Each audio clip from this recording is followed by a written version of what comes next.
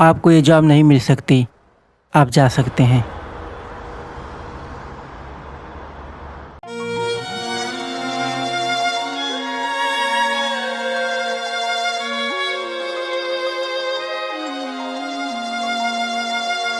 तेरे बिना कोई नहीं है मेरा, हे शेरा वाली तेरा सहारा। तेरे बिना कोई नहीं है मेरा, हे शेरा वाली तेरा सहारा। क्षमा करो जो भई चूक भारी, हे माता रानी हे शेरा वाली। कब होगी मुझ पे कृपा तुम्हारी, हे माता रानी हे शेरा वाली।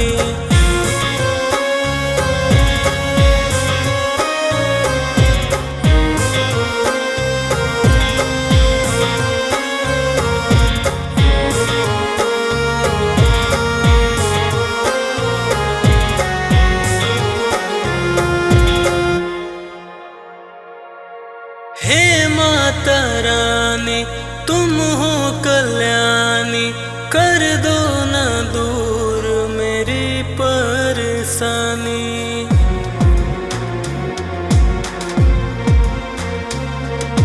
हे माता रानी तुम हो कल्याणी, कर दो न दूर मेरी परेशानी।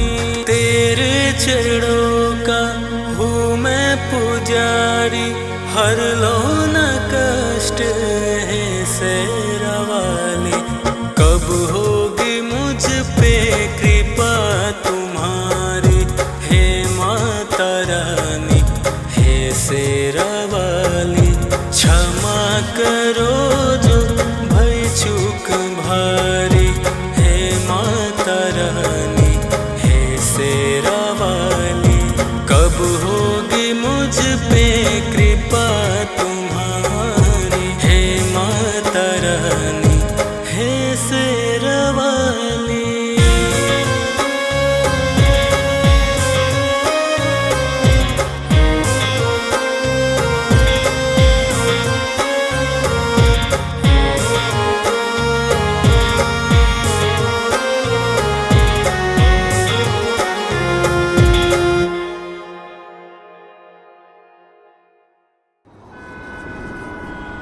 आई एम सॉरी सर, कुछ प्रॉब्लम होने के कारण डिलीवरी टाइम पर नहीं हो पाएगी।